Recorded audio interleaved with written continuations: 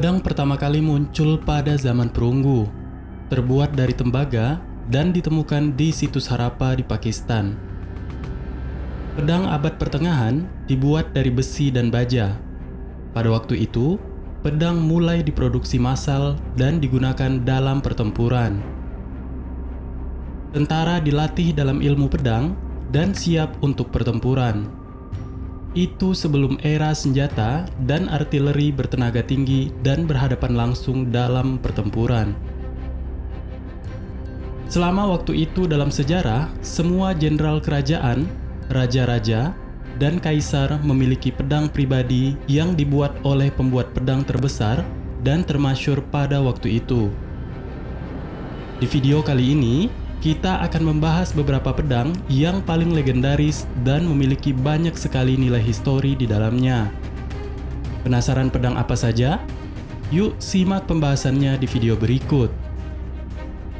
Tapi, sebelum kita lanjut ke videonya, jangan lupa like, subscribe, dan nyalakan notifikasinya untuk mendukung channel Spotistory agar terus berkembang.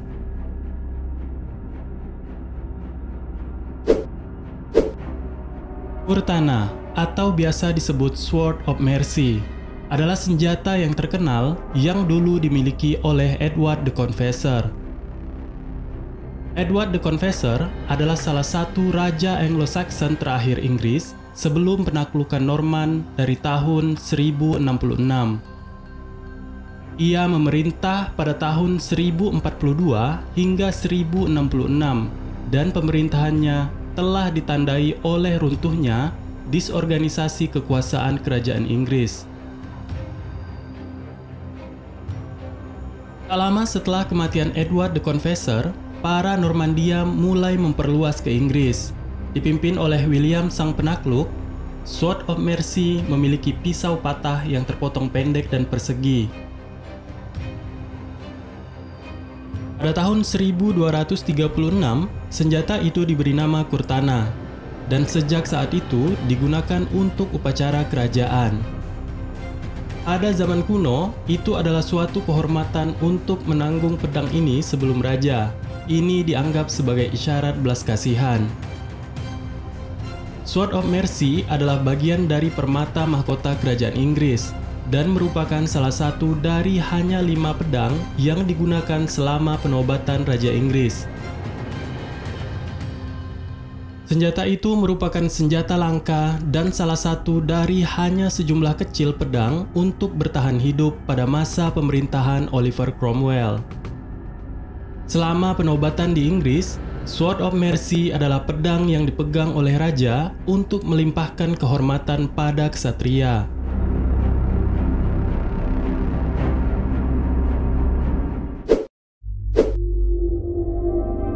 Masamune adalah pandai pedang Jepang yang secara luas dianggap sebagai salah satu metalurgis terbesar di dunia.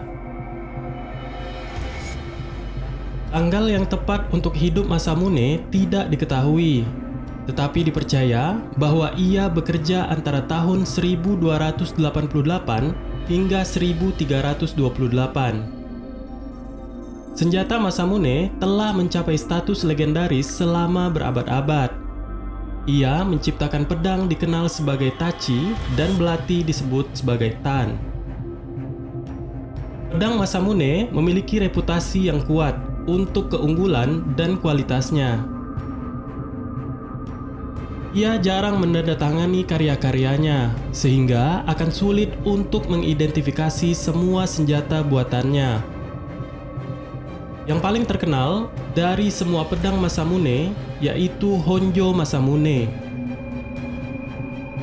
Honjo Masamune sangat penting karena mewakili kesogunan selama periode Edo Jepang.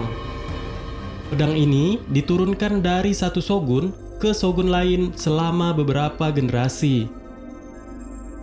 Pada tahun 1939, senjata itu merupakan harta karun nasional di Jepang, tetapi tetap milik keluarga Tokugawa. Pemilik terakhir yang diketahui dari Honjo Masamune adalah Tokugawa Ieyasu. Rupanya, Tokugawa Ieyasu memberikan senjata dan 14 pedang lainnya ke kantor polisi di Meijiro, Jepang pada bulan Desember 1945. Tak lama kemudian, pada bulan Januari 1946, polisi Meijiro memberikan pedang untuk Bimorkoldi dari US Cavalry ke-7. Sejak saat itu, Honjo Masamune dikabarkan hilang dan keberadaannya tetap menjadi misteri.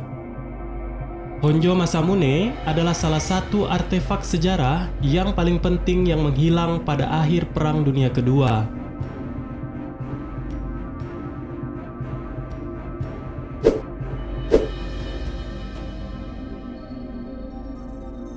Zulfikar adalah pedang kuno yang dimiliki oleh Ali bin Abi Thalib. Ali adalah sahabat sekaligus menantu Nabi Muhammad SAW. Ia memerintah kekhalifahan Islam dari tahun 656 hingga 661 Masehi. Dengan beberapa catatan sejarah, Nabi Muhammad SAW memberikan pedang Zulfikar pada Sayyidina Ali di pertempuran Uhud. Pedang Zulfikar adalah salah satu simbol Islam dan dikagumi oleh jutaan orang. Zulfikar adalah pedang yang mengacu pada pedang Asia Barat atau Asia Selatan dengan pisau melengkung. Dikatakan bahwa pedang Sayyidina Ali digunakan pada Perang Parit, yang merupakan upaya pengepungan yang terkenal di kota Madinah.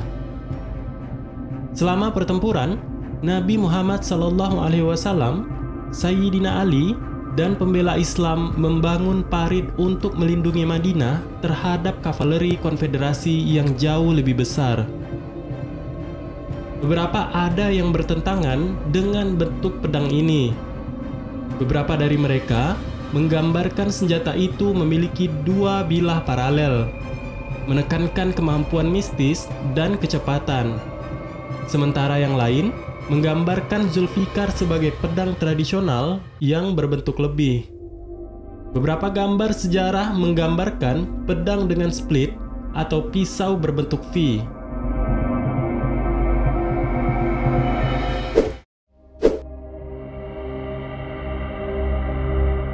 Pedang Damaskus menjadi termasyhur ketika digunakan oleh Panglima Muslim yang bernama Salahuddin Al-Ayyubi pada 2 Oktober 1187 Masehi untuk menaklukkan Yerusalem.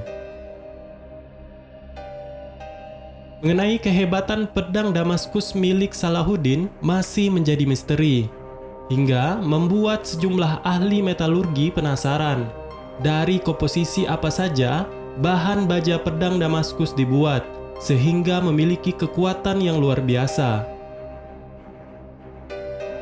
Saking hebatnya pedang Damaskus, seorang sastrawan Eropa, Sir William Scott, menggambarkan kehebatan pedang Damaskus dalam novelnya. Diceritakan kalau pedang tersebut sangat tajam, sehingga sutra halus yang melayang dan jatuh di mata pedang tersebut terbelah menjadi dua bagian. Sejak saat itu, senjata yang digunakan dalam pertempuran oleh tentara Muslim banyak menggunakan baja Damaskus. Wajar saja jika cara pembuatan pedang Damaskus ini sangat dirahasiakan oleh pandai besi. Pada akhirnya, rahasia tersebut terkubur bersama kurang populernya penggunaan pedang setelah ditemukannya senjata api. Kendati begitu, sejumlah pandai besi Eropa terus mencari komposisi yang tepat untuk membuat baja sehebat Damaskus.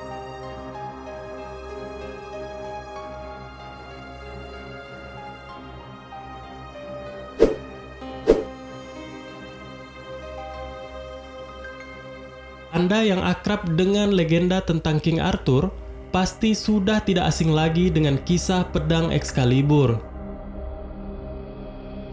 Dalam legenda, dikisahkan kalau siapapun yang mampu mencabut pedang Excalibur dari batu, kelak akan menjadi Raja Inggris. Dan ternyata, Arthurlah yang mampu mencabut pedang legendaris tersebut. Walaupun legenda Arthur merupakan cerita rakyat belaka, ternyata pedang serupa Excalibur benar-benar ada. Dalam sebuah kapel di Montesiepi, Italia, terdapat sebuah pedang kuno yang tertanam di dalam batu. Kemungkinan, pedang inilah yang menjadi asal legenda Arthur. Pedang itu diyakini sebagai senjata milik Saint Galgano, seorang kesatria dari Tuscany yang hidup pada abad ke-12. Galgano tadinya adalah kesatria bengis yang tak segan menghabisi nyawa musuh-musuhnya dengan pedang tersebut. Suatu ketika, ia didatangi malaikat Michael dan diminta untuk meninggalkan cara hidupnya yang penuh dosa. Galgano menegaskan bahwa melakukan hal itu sama sulitnya dengan membelah batu. Kemudian, untuk membuktikan perkataannya itu, Galgano mencoba menancapkan pedangnya ke sebuah batu di dekatnya. Tak disangka, pedang tersebut tertancap di dalam batu dengan begitu mudahnya. Kemudian, Galgano pun memutuskan untuk bertobat dan meninggalkan pedangnya yang masih tertancap di dalam batu hingga sekarang.